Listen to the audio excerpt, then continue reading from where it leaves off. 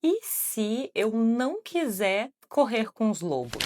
Esse é um trecho de um reel que eu postei ano passado lá no Instagram. O título dele faz referência ao livro Mulheres que Correm com os Lobos, da Clarissa Pinkola Estés, que virou um marco do chamado sagrado feminino atual. Esse livro virou quase uma bíblia desse movimento, muito por conta da forma como ela mergulha na psique feminina através dos mitos e pela celebração da força e da intuição das mulheres. Essa narrativa elevou a imagem da mulher selvagem, poderosa, instintiva, quase animal.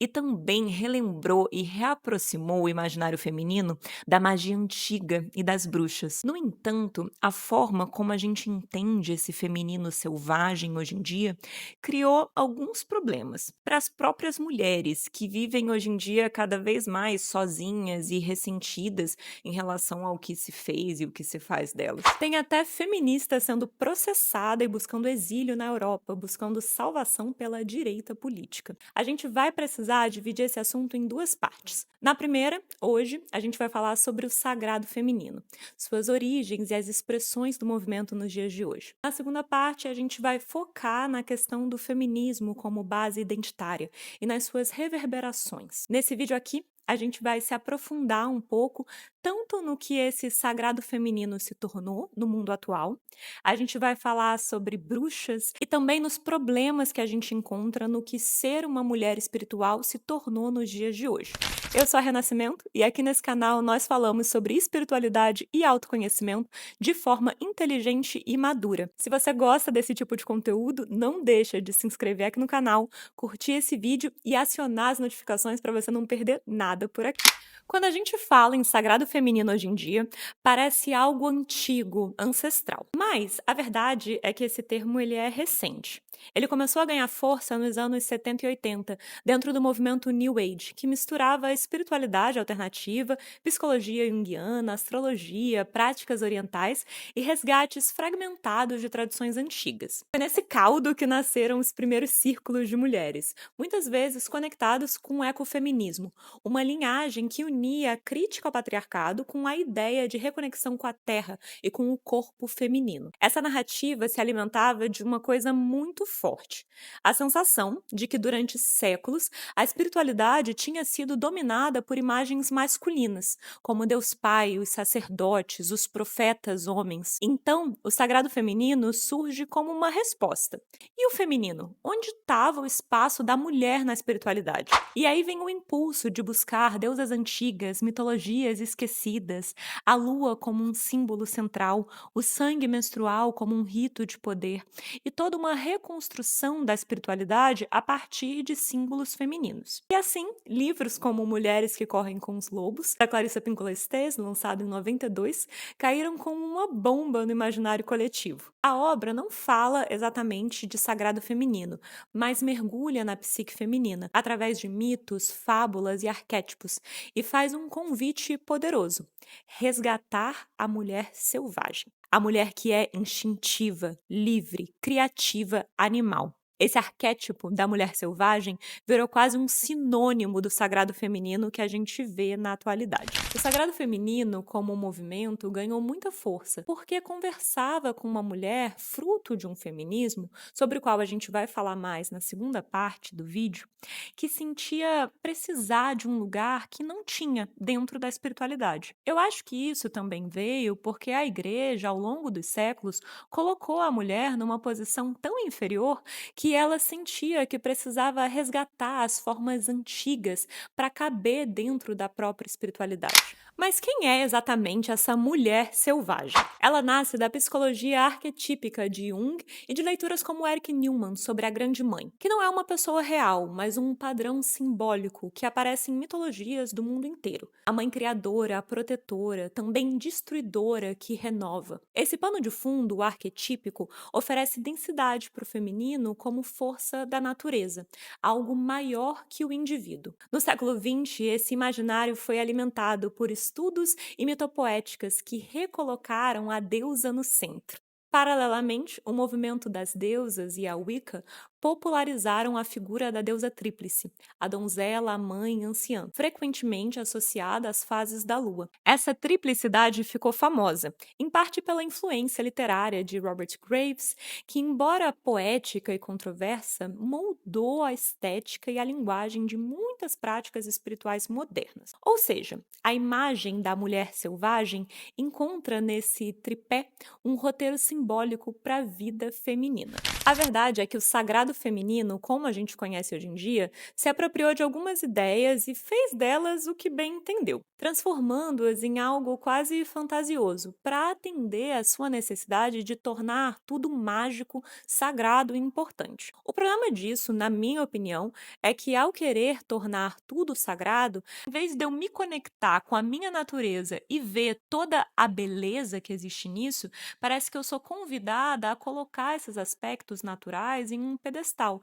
porque só ali eles vão ser importantes. E eu não estou aqui tentando tirar a sacralidade da vida por si só, mas de entender por que a gente precisa colocar tudo isso num pedestal como se fosse algo maior e não apenas natural. Não porque isso não seja sagrado, mas porque isso não precisa estar acima de nada para ter essa beleza.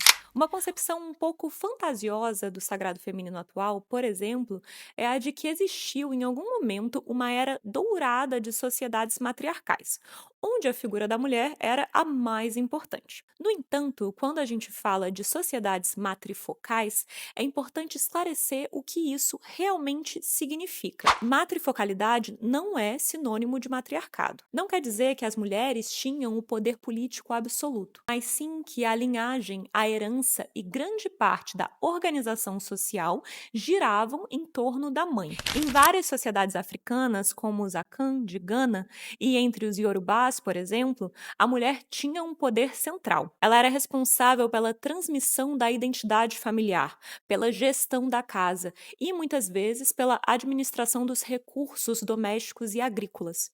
Esse papel não era menor.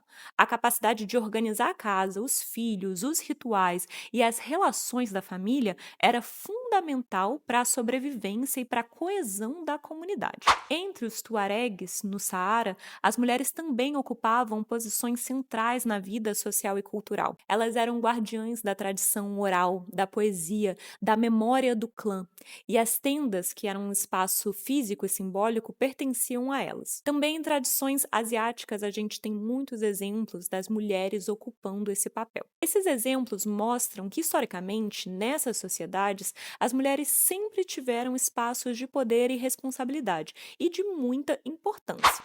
Mas, no entanto, porém, entretanto, a liderança política e militar, na maioria desses espaços, ainda era majoritariamente masculina. Mulheres em sociedades matrilineares não eram subordinadas, e elas tinham sim um papel central em decisões familiares, de herança e até em decisões políticas de forma simbólica, como o poder de vetar o rei ou coisas assim. Havia um valor e um respeito profundo, mas não igualdade nos termos ocidentais modernos de poder político. Essas sociedades, elas organizavam poder e autoridade e pertencimento de uma forma diferente da lógica patriarcal estrita. E isso criava um equilíbrio mais fluido entre o homem e a mulher. Isso não significa que nessas sociedades o homem não tinha valor. Muitas vezes a gente fica tão apegado à lógica que a gente tem que a gente quer aplicar ela em todos os lugares. E essa diferenciação ela é importante para a gente entender que na grande maioria dessas sociedades, homens e mulheres tinham seu devido lugar, ocupando espaços diferentes. Quando o sagrado feminino moderno olha para essas sociedades, ele resgata essa ideia da centralidade feminina, o valor da mulher que organiza, que cuida, que transmite saberes e protege a vida, e mistura eles com símbolos arquetípicos e espirituais, como a deusa tríplice e a mulher selvagem. E aí nasce uma narrativa da grande importância dessa mulher que sempre foi sagrada e teve um papel estruturante e poderoso, o que não é exatamente uma inverdade, mas não é essa realidade em prol de uma outra realidade onde o homem não tinha valor nenhum. As duas coisas, elas coexistiam.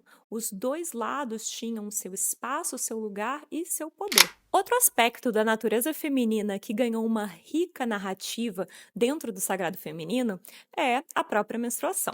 Uma imagem forte, comumente associada ao sagrado feminino hoje em dia, é, por exemplo, a da tenda vermelha, que vem principalmente do romance The Red Tent. O livro, que também virou uma minissérie em 2014, reconta a história bíblica de Diná, filha de Jacó e Lia, pelo olhar feminino. No livro, as mulheres da tribo se reuniam em uma tenda durante a menstruação, a gravidez e o pós-parto. Essa tenda era um espaço de recolhimento e partilha. Esse romance foi tão marcante que acabou criando quase um mito moderno, como se descrevesse uma prática histórica comum entre os povos antigos. Na realidade, o que existia em várias culturas era uma coisa mais difusa, espaços de recolhimento feminino associados ao ciclo menstrual ou ao parto. Antropólogos documentam práticas semelhantes entre povos indígenas da América do Norte, na Melanésia e em certas tribos africanas. E até em passagens do Levítico, na Bíblia, onde as mulheres menstruadas eram consideradas impuras e afastadas do convívio. Esses espaços eles eram meio ambíguos, ora vistos como rituais e como poderosos, e ora como exclusão. Ou seja, a tenda vermelha, como ela chegou nesse imaginário do sagrado feminino, ela é uma reconstrução moderna, inspirada em símbolos antigos. A segregação menstrual, os espaços de cura coletiva e a sabedoria feminina transmitida entre gerações. Mas ela foi transformada numa prática espiritual contemporânea. O romance da autora serviu de catalisador, mas a ideia bebe tanto de tradições antropológicas quanto da necessidade atual de criar espaços seguros de partilha feminina. Além da tenda vermelha como espaço para as mulheres menstruarem, todo o imaginário a respeito da menstruação foi reconstruído, também com práticas como o chamado plantio da lua, onde a mulher devolve o sangue menstrual para a natureza. Diz-se que essa prática é de origem milenar. No entanto, a gente não encontra essas referências históricas de fato. Claro que na antiguidade as mulheres sangravam livremente na natureza, mas isso não era necessariamente ritualizado. Era apenas uma coisa comum, natural. A gente pode ver também que essa prática surge como uma resposta à longa história de estigmatização da mulher menstruada, que por séculos foi considerada impura ou suja em diversas culturas. O gesto de plantar a lua, ele vem então para desfazer esse estigma, para dizer, olha só, isso não é sujo, isso é natural. Historicamente, o sangue menstrual tinha significados diversos e complexos em culturas diferentes. Entre o Cherokee, por exemplo, ele era visto como uma fonte de força feminina, capaz de influenciar eventos à distância. Na Roma Antiga, Plínio o Velho registrou que as mulheres menstruadas poderiam afastar tempestades e granizo. Em algumas culturas africanas, esse sangue era utilizado em rituais de purificação e proteção. Hoje em dia, muitas mulheres usam copos menstruais para coletar esse sangue como uma alternativa prática e ecológica, e também para poder plantar esse sangue depois. Mas, no ponto de vista de algumas medicinas antigas,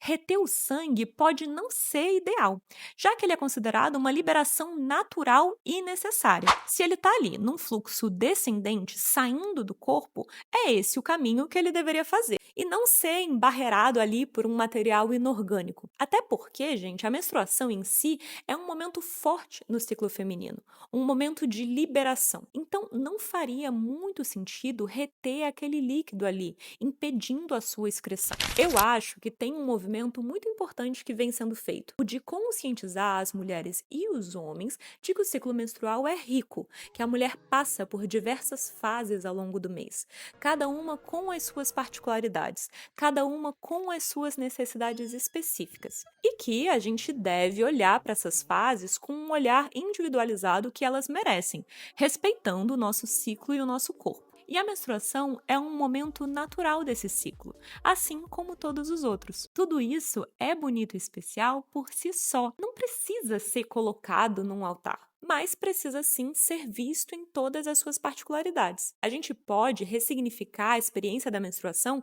sem transformar ela num ritual específico, a não ser que isso faça sentido para você. Se você cresceu, por exemplo, com um estigma negativo a respeito da sua menstruação e agora ritualizar ela é uma forma de curar o que antes gerava dor, ou se isso faz muito sentido para você pela razão que for, isso obviamente pode ser uma coisa benéfica. Eu só acho que isso não pode virar um outro tipo de estigma. Ah, se eu não planto minha lua, então eu tô desconectada do meu ciclo, então eu não sou sagrada o suficiente, não sou mulher o suficiente. Gente, eu não tô aqui tentando tirar a sacralidade da vida ou tornar as coisas menos importantes.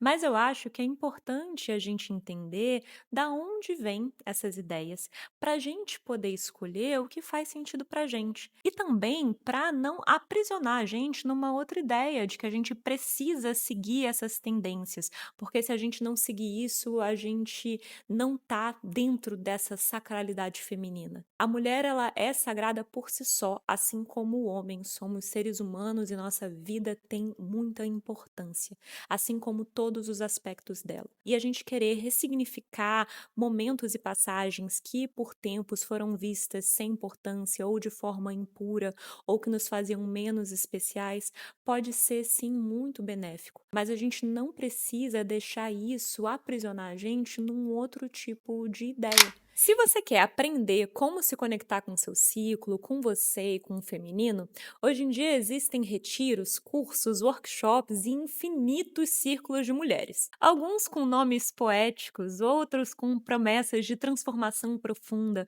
autoconhecimento ou cura espiritual. Muitos são pautados em uma boa pesquisa e vêm como uma forma de trazer um espaço para as mulheres estarem juntas, em companhia umas das outras, e poderem se nutrir do que advém desse contato. No entanto, outros apenas usam dessa ideia popular do sagrado feminino e repetem símbolos e vários rituais sem que isso se traduza numa mudança real na vida cotidiana das participantes. É fácil perceber esse padrão quando a gente olha, por exemplo, para práticas como o cacau cerimonial, que eu comentei aqui no canal no segundo vídeo sobre sessões de cura. Eu não vou passar o trecho aqui para vocês porque ele era um react meu de um outro vídeo, e aí a gente ia entrar numa espiral de metalinguagem. Se você quiser entender melhor do que eu tô falando sobre esse assunto, vale a pena ir lá ver o outro vídeo. Mas resumindo, o cacau, que era usado pelos maias como uma bebida integrada no seu dia a dia e tinha sim sua sacralidade, se transformou num símbolo ritualístico do sagrado feminino contemporâneo. Mulheres em círculo consagrando o cacau cerimonial para se conectar com as próprias emoções. A verdade é que nunca existiu um cacau cerimonial,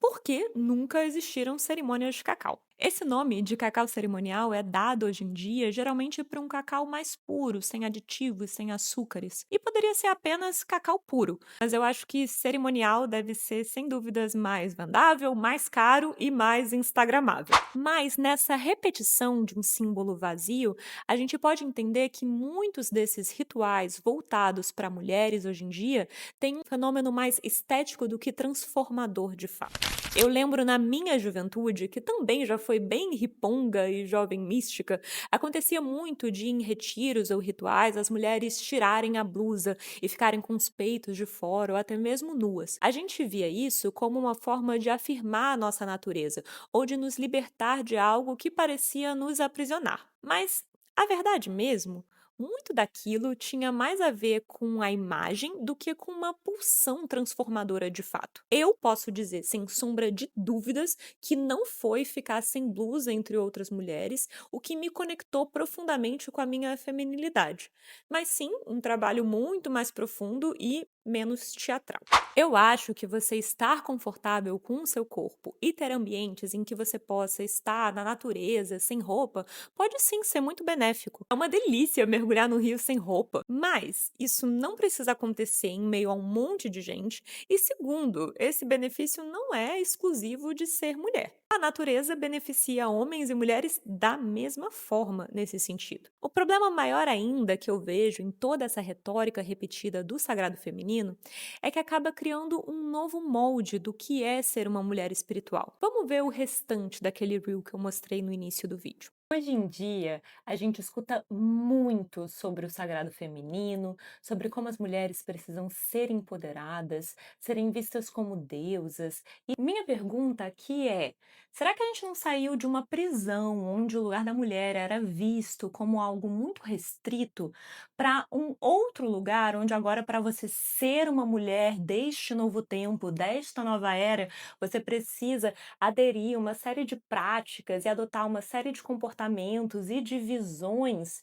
E será que isso não se tornou, de uma outra forma, um outro tipo de prisão? E é isso o que eu acho, gente. Na busca de reconectar a mulher com seu eu divino, o sagrado feminino acaba muitas vezes criando outras prisões, círculos fechados em que os mesmos símbolos e discursos circulam repetidamente, reforçando ideias e práticas que soam profundas, mas que funcionam mais como uma performatividade do que como uma experiência de crescimento. E mesmo quando funcionam como experiência de crescimento, existe uma retórica velada de que é preciso partilhar daquelas mesmas práticas para poder crescer. Se você não quiser ficar pelada, plantar seu sangue ou tomar cacau, você não é menos mulher ou menos espiritual por isso. A gente acabou criando uma bolha onde a mulher que busca a sua força ou se conectar com a sua mulher selvagem pode acabar se sentindo isolada, julgada ou em constante comparação com outras mulheres. Se ela tiver ressalvas sobre determinada prática ou não concordar com determinado ponto de vista. Foi criado um novo padrão, não só simbólico, mas também político, que deve ser seguido. E, aparentemente, todas somos mulheres sagradas desde que você se encaixe nesse padrão. É como se o sagrado feminino se tornasse um objeto performativo, mais do que uma experiência viva e de fato integrada. E é justamente esse contraste que cria uma tensão. A força do sagrado feminino moderno é enorme. Ela resgata símbolos ancestrais, arquétipos poderosos e narrativas importantes que podem apoiar a mulher a se conectar com a sua natureza. Mas, ao mesmo tempo, quando transformada em produto ou ritual repetitivo, corre o risco de se tornar superficial, reproduzindo inseguranças, expectativas externas e até ressentimento. E quando impõe padrões específicos, acaba reforçando uma lógica separativista. E aí, o que nasceu como um movimento de empoderamento, conexão e cura pode virar uma promessa de liberdade que nem sempre se cumpre. Um espaço que busca acolher, mas que às vezes acaba só aprisionando. Agora, vamos falar de uma figura que foi apropriada pelo sagrado feminino, santificada e ao mesmo tempo rotulada como símbolo de libertação: a bruxa.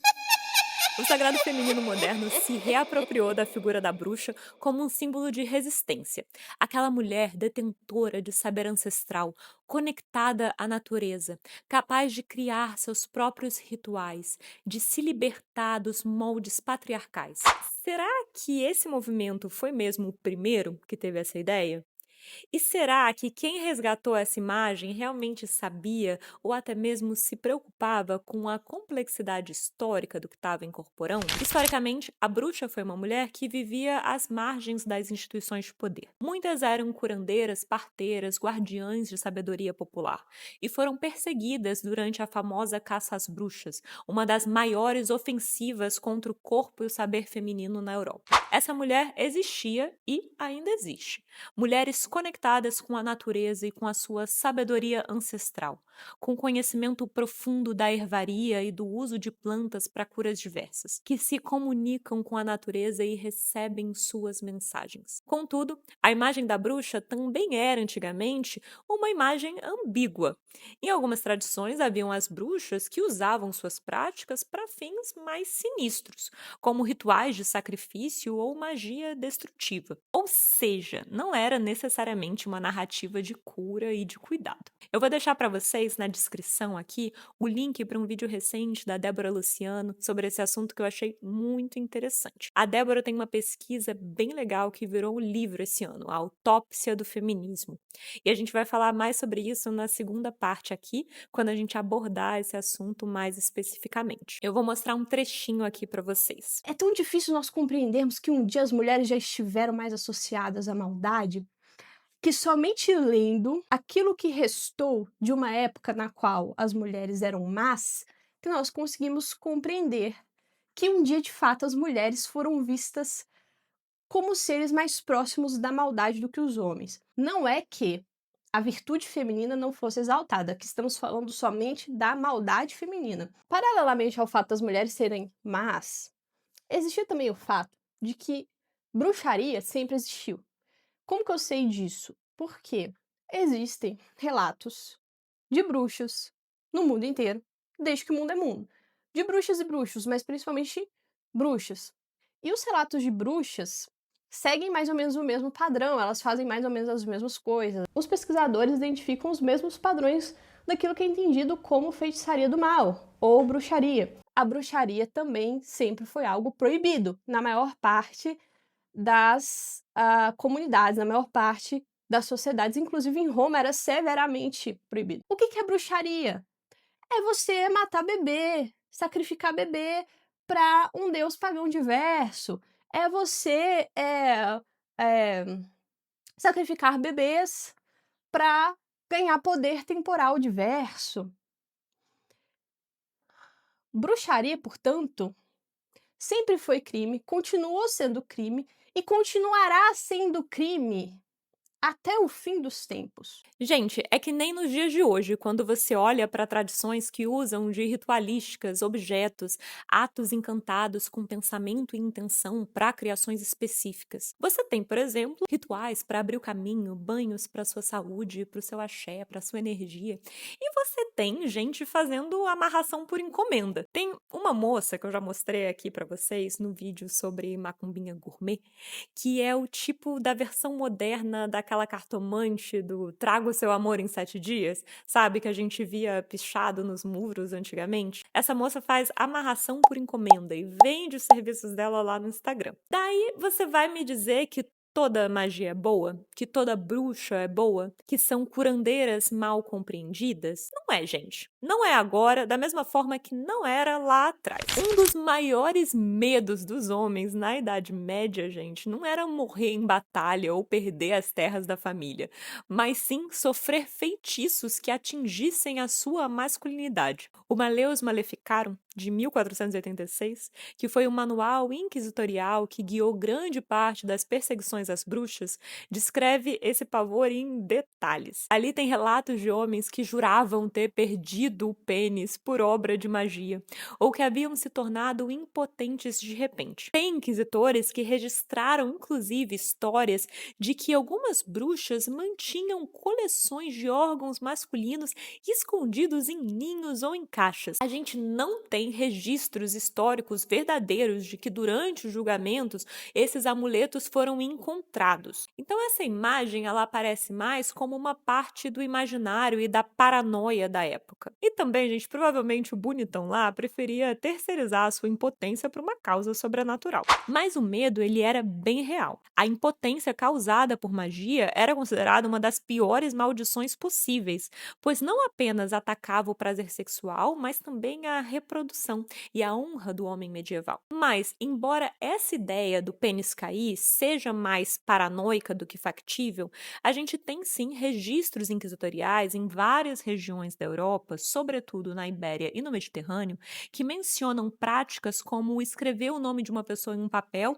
e colocar dentro da boca do sapo, do lagarto ou do boneco de cera, para depois costurar a boca ou enterrar o animal. A ideia era que enquanto o animal apodrecia ou sofria, a vítima também fosse adoecendo, perdendo a potência sexual ou até morrendo. Esses rituais aparecem em documentos inquisitoriais espanhóis e portugueses, dos séculos XVI e XVII, mas também em grimórios de magia popular. O famoso Livro de São Cipriano, que é uma coletânea de feitiços que circulava em Portugal e depois chegou até no Brasil, traz versões semelhantes de feitiços com sapos e bonecos, associados a maldições ou amarrações amorosas. É o feitiço de amarração da época, mas em vez de vender no Instagram, a coisa era feita mais no boca a boca. Então, minha gente, não dá pra dizer que as bruxas eram esses seres encantados, a mulher que tinha os saberes sobre as plantas e que queria só ajudar e curar a sua comunidade. Era isso também.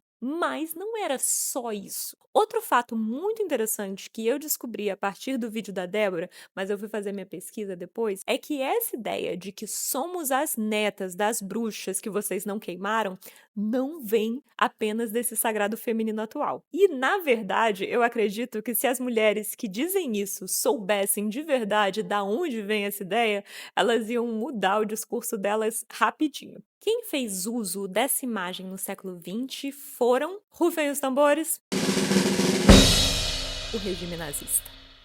Heinrich Himmler, chefe da SS, liderou um projeto chamado Hexenkartothek, o Arquivo de Bruxas, uma iniciativa de pesquisa que coletou milhares de registros dos julgamentos de bruxas na Europa. O objetivo era provar que a Igreja Católica teria perseguido e destruído um patrimônio espiritual germânico. Esses arquivos foram obtidos de bibliotecas e arquivos por toda a Alemanha, a Áustria, e chegaram a conter mais de 33 mil fichas catalogadas. Só que, obviamente, não se tratava de uma pesquisa imparcial. Himmler acreditava que as bruxas não eram vilãs, mas sim vítimas místicas de uma conspiração religiosa contra o povo germânico.